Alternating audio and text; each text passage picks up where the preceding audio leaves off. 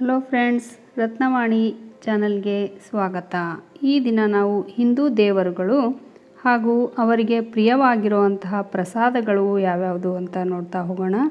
ಸಾಮಾನ್ಯವಾಗಿ ಹಿಂದೂ ದೇವರುಗಳಿಗೆ ಅವರದೇ ಆದ ಪ್ರಸಾದವನ್ನು ಕೊಡೋದರಿಂದ, ನಾವು ನೈವೇದ್ಯವನ್ನು ಹಿಡಿಯೋದರಿಂದ ನಮ್ಮ ಎಲ್ಲ ಇಷ್ಟಾರ್ಥಗಳು ಈಡೇರುತ್ತವೆ ಅಂಥೇಳಿ ಹೇಳ್ಬೋದು. ಹಿಂದೂ ಸಂಸ್ಕೃತಿಯಲ್ಲಿ ಸಾಮಾನ್ಯವಾಗಿ ಬೆಳಗ್ಗೆ ಎದ್ದ ತಕ್ಷಣ ಸ್ನಾನ, ಪೂಜೆ, ನೈವೇದ್ಯ ಇವುಗಳನ್ನೆಲ್ಲ ಮುಗಿಸಿನೇ ನಾವು ಮುಂದಿನ ನಮ್ಮ ಕೆಲಸಗಳಲ್ಲಿ ತೊಡಗ್ತೀವಿ. ಹಾಗಾಗಿ ಪ್ರತಿನಿತ್ಯ ನಮ್ಮ ದೇವರುಗಳಿಗೆ ಅವರಿಗೆ ಪ್ರಿಯವಾಗಿರುವಂತಹ ಪ್ರಸಾದಗಳನ್ನೇ ಮಾಡಿ ನೈವೇದ್ಯ ಹಿಡಿಯೋದ್ರಿಂದ ನಮ್ಮೆಲ್ಲ ಇಷ್ಟಾರ್ಥಗಳು ಬಹಳ ಬೇಗನೆ ಈಡೇರುತ್ತವೆ ಅಂಥೇಳಿ ಹೇಳ್ಬೋದು.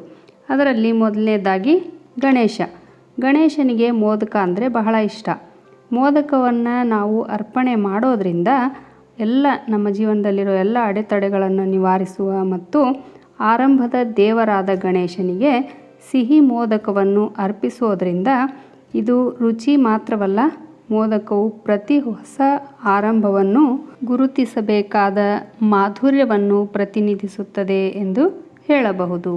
ಇನ್ನು ಎರಡನೇ ದೇವರಾದಂತಹ ಹನುಮಾನ್, ಈತನಿಗೆ ಸಾಮಾನ್ಯವಾಗಿ ನಾವು ಬಹಳ ಭಯ ಭಕ್ತಿಯಿಂದ ನಮ್ರತೆಯಿಂದ ನಾವು ಈತನ ಸೇವೆಯನ್ನು ಮಾಡೋವಾಗ, ಪೂಜೆ ವಗೈರೆಗಳನ್ನು ಕೈಗೊಂಡಾಗ ಈತನಿಗೆ ಕಾಣಿಕೆಯಾಗಿ ಲಡ್ಡನ್ನು ಒದಗಿಸೋದ್ರಿಂದ ನಮ್ಮೆಲ್ಲ ಇಷ್ಟಾರ್ಥಗಳು ಸಿದ್ಧಿಯಾಗುತ್ತವೆ ಅಂಥೇಳಿ ಹೇಳಬಹುದು.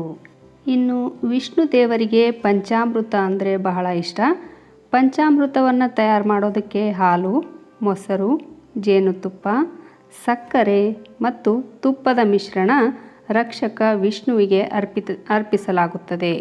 ಇದರಲ್ಲಿ ಸೇರಿಸುವ ಪ್ರತಿಯೊಂದು ಪದಾರ್ಥವು ಸಾಮರಸ್ಯವನ್ನು ಸೃಷ್ಟಿಸುತ್ತದೆ ಎಂದೇ ಹೇಳಬಹುದು. ಶ್ರೀಕೃಷ್ಣನ ಪೂಜೆಯನ್ನು ಮಾಡಿದ ನಂತರ ನಾವು ಆತನಿಗೆ ಮಖನ್ ಮಿಶ್ರಿಯನ್ನು ಅರ್ಪಿಸೋದ್ರಿಂದ ನಮ್ಮ ಇಷ್ಟಾರ್ಥಗಳು ಈಡೇರುತ್ತವೆ ಅಂತೇಳಿ ಹೇಳ್ಬೋದು. ಮಖನ್ ಎಂದರೆ ಬೆಣ್ಣೆ, ಮಿಶ್ರಿ ಎಂದರೆ ಸಕ್ಕರೆ ಹರಳುಗಳು. ಇವುಗಳನ್ನು ಅರ್ಪಿಸೋದ್ರಿಂದ, ಇವೆರಡನ್ನು ಬೆಣ್ಣೆ ಮತ್ತು ಸಕ್ಕರೆ ಹರಳುಗಳನ್ನು ಮಿಶ್ರಣ ಮಾಡಿ ಅರ್ಪಿಸೋದ್ರಿಂದ ನಮ್ಮ ಇಷ್ಟಾರ್ಥಗಳೆಲ್ಲವೂ ಈಡೇರ್ತವೆ. ಲಕ್ಷ್ಮೀ ದೇವತೆ, ಈ ಲಕ್ಷ್ಮೀ ದೇವತೆಗೆ ಸಾಮಾನ್ಯವಾಗಿ ಅಕ್ಕಿ ಪಾಯಸವನ್ನು ಅರ್ಪಿಸಲಾಗುತ್ತದೆ. ಸಂಪತ್ತಿನ ದೇವತೆಯಾದ ಲಕ್ಷ್ಮಿಗೆ ಅಕ್ಕಿ ಪಾಯಸವನ್ನು ಅರ್ಪಿಸಲಾಗುತ್ತದೆ. ಇದು ಶ್ರೀಮಂತ ಮತ್ತು ಸರಳವಾದಂತಹ ಖಾದ್ಯ ಅಂತಲೇ ಹೇಳ್ಬೋದು. ನಾವು ಆಗಾಗ್ಗೆ ಅವಳನ್ನು ಹಣ, ಚಿನ್ನ ಮತ್ತು ಸಮೃದ್ಧಿಯೊಂದಿಗೆ ಸಂಪರ್ಕಿಸಿದಾಗ ಈ ಅಕ್ಕಿ ಪಾಯಸವನ್ನು ಅರ್ಪಿಸೋದ್ರಿಂದ ನಮ್ಮೆಲ್ಲ ಇಷ್ಟಾರ್ಥಗಳು ಈಡೇರುತ್ತವೆ. ಭಗವಾನ್ ಶ್ರೀರಾಮ, ರಾಮ ಎಂದರೆ ಧರ್ಮ, ಕರ್ತವ್ಯ, ಸದ್ಗುಣ ಮತ್ತು ಒತ್ತಡದಲ್ಲಿ ಅನುಗ್ರಹ. ಅವನ ಪ್ರಸಾದ ಪಾಯಸ. ಇದನ್ನು ದಿನನಿತ್ಯದ ಪದಾರ್ಥಗಳಾದ ಅಕ್ಕಿ, ಹಾಲು, ಸಕ್ಕರೆಯಿಂದ ತಯಾರಿಸಲಾಗುತ್ತದೆ. ಶನಿದೇವ, ಕರ್ಮದ ಕಠೋರ ಅಧಿಪತಿಯಾದ ಶನಿಗೆ ಕಪ್ಪು ಎಳ್ಳು ಮತ್ತು ಬೆಲ್ಲವನ್ನು ಅರ್ಪಿಸಲಾಗುತ್ತದೆ. ಭಾರ ಮತ್ತು ಸಿಹಿ ಜೀವನದಂತೆಯೇ ಎಳ್ಳು ಪರಿಣಾಮಗಳ ಭಾರವನ್ನು ಪ್ರತಿನಿಧಿಸುತ್ತದೆ.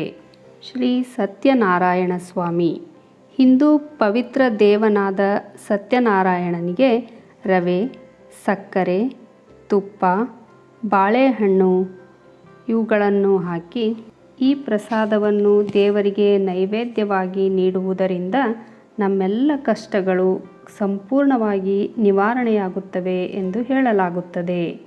ನನ್ನ ಈ ವಿಡಿಯೋ ನಿಮಗೆಲ್ಲ ಇಷ್ಟ ಆಗಿದ್ದರೆ ನನ್ನ ರತ್ನವಾಣಿ ಚಾನಲನ್ನು ಲೈಕ್, ಶೇರ್, ಸಬ್ಸ್ಕ್ರೈಬ್ ಮಾಡಿಕೊಳ್ಳ್ರಿ.